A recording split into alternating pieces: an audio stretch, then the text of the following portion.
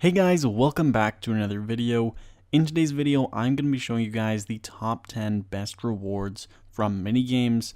So this is a perfect video to make since it is the week 3 of the Grand Party where you will have a boost to minigames. You're going to be getting double the currency this week, including the Thaler. So for the Spotlight minigames, you will get double the currency for that as well. So I just wanted to make this video to let you guys be more aware of the rewards from minigames. There are quite a few good ones. I'm going to be going over 10 of the best ones. So hopefully you guys do find this video helpful and informative as to what minigames you want to do throughout the week. Anyway guys, I really hope you do enjoy, and if you do, hit that thumbs up button and subscribe for more RuneScape 3 content, and let's get into it. So starting off with our first unlock, at number 10 we have the Fighter Torso. So this can be purchased for 375 honor points from the Barbarian Assault minigame. The Fighter Torso is actually a really good item in RuneScape 3. It's the best torso slot for melee from levels 40 to 70. It can also be upgraded for 100 honor points by buying the Barbarian Assault armor patch. This makes it so you can wear it with just 40 defense instead of 40 defense and 55 strength. It also does improve the strength bonus that you get from the armor from 18.6 all the way up to 24.3 from the upgraded version. As you can see, here's some screenshots from the rewards shop. So on the left, you can see that the Fighter Torso is in the top right there, and it does cost 375 honor points. Then you can also see that the hardened armor patch, which is the thing that you will need to attach to the Fighter Torso to make the hardened Fighter Torso, it does cost 100 honor points. So this is a really great item if you're looking to train strength and you're in between levels 40 to 70, as it is the best item that you can wear in the torso slot. The Barbarian Assault minigame is quite complex and there are quite a few rules to it, but there is a pretty well thought out tutorial to it if you do start this minigame and you haven't done it before. So that should really help you guys learn the minigame and be able to actually do it.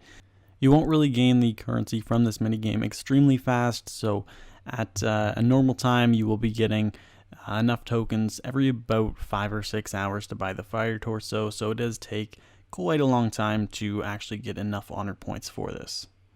Moving on to number 9, we have the Dragon Slayer gloves, which can be obtained from the Fist of Guthix. So this is another minigame that you can do, and there are a lot of rewards to it. One of the rewards is the Dragon Slayer gloves, and this is a really interesting reward. This is a really useful reward for Slayer. So what they do, they will grant a 15% increase on Slayer XP and a 10% accuracy boost when you are slaying dragons on a Dragon Slayer task. Now also the gloves will last 1,000 kills, so they aren't too bad, and as I mentioned, they do only cost 200 tokens for the Fist of Guthix. Now moving on to number 8, we have another reward from the Fist of Guthix. This is the fishing gloves. This is also another really great reward, especially for training fishing, of course. So the fishing gloves, they will give extra XP for every successful catch. They do cost, as you can see, 200 to 300 tokens, depending on which gloves you want. So as you can see, the Rocktail gloves, they do cost 300, and all the others only cost 200. Now, they will last for 1,000 successful catches, and you will be getting 100 extra XP for each catch, and then you will get 150 extra XP for each Rocktail catch with the Rocktail gloves. So essentially this is going to be 100k or 150k extra fishing XP if you do have these gloves on. So it is a really great item to have when training fishing. Fishing is a pretty slow skill, so this will definitely speed that skill up a lot. So if you're looking at training this skill later on, these might be a really great pair of gloves to purchase. Moving on to number 7, we have the Slayer VIP tickets. These can be obtained from the Cabbage Face Punch minigame. As you can see, these tickets cost 30 points, and you do get points pretty quickly at the Cabbage Face Punch. It is a pretty easy minigame, and I have a full guide to it and how to obtain Slayer VIP tickets in a guide that I made. I will link that in the description down below. But this minigame, it is pretty easy. You do get a lot of points, so you should be able to get a lot of Slayer VIP tickets. These tickets will give you the option between 2 Slayer tasks, which is really useful when training Slayer, so this makes them a really great reward. Now moving on to number 6, we have the massive rune crafting pouch. This is obviously obtained from RuneSpan. It does cost 1,000 RuneScape ban points, so this is a pretty good minigame. Not only for the massive pouch, it does hold 18 rune essence and will definitely help with your runecraft training, but RuneSpan also is just a really great minigame in general for training runecrafting. So overall, this is a really great reward to purchase. Now moving on to number 5, we have scrimshaws, and you do get these from the player-owned ports. So scrimshaws, they are quite difficult to make.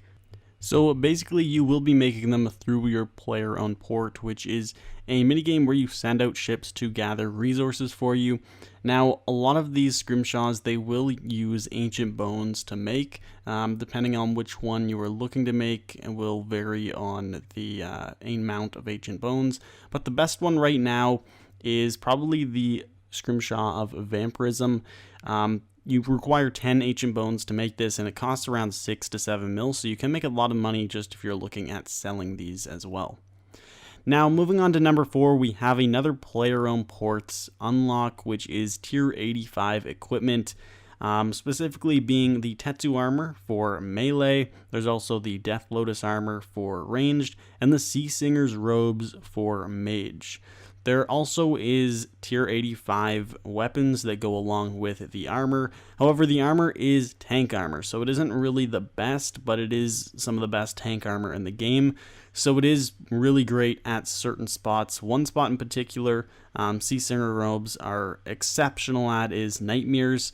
Nightmare creatures, they do hit you a lot, so tank armor is really great there. And there are a few other creatures where you would prefer to have tank armor, so this is some really great equipment to have, and you do get them through player-owned ports. You make this armor by using plates, which is a special resource that you can obtain on special voyages. You can also get it from the missionary and the convict storylines. So this is a really great piece of armor that you can obtain, which is why it is at number 4. Moving on to number 3, we have Slayer masks from the Shattered Worlds. So Slayer masks are particularly for Slayer. There's one for basically every Slayer creature. What these masks do, they will allow you to automatically get a Slayer task of the certain mask. So the best one being the Mask of the Abyss. This is one of the most popular. What you can do with this is you can use it on a Slayer master, and it will automatically give you an Abyssal Demon Slayer task. This can be done pretty quickly just for your daily Slayer challenge, so it is a really great mask to obtain. Moving on to number 2, we have the Sigil Abilities. So these used to be sigils, but now they are made into abilities when sigils disappeared from the game. So specifically, we have the 3 abilities, Slayer's Insight, Curadel's Favor, and Aggression. They all cost 90 million Shattered Anima, which does take quite a while to obtain, but they are really useful abilities. So Slayer Insight, it will increase the Slayer XP gained by 10% for 30 seconds. Basically, the long-term effect from this is about 2.5% extra Slayer XP per hour, so a pretty great ability if you're training Slayer. Curadel's Favor causes mobs in Curadel's dungeon to instantly respawn for 30 seconds, however the mobs won't drop loot. So this is more of a very specific Slayer ability that you can obtain. And then Aggression causes all nearby monsters to immediately attack you, and it will have up to 8 mobs attack you at once. So this is a really great ability to save on some aggression potions, probably the best one of these 3 abilities. Now moving on to number 1, we have more abilities from the Shattered Worlds, being Bladed Dive and Greater Dazing Shot, along with Salt the Wound, which comes with Greater Dazing Shot.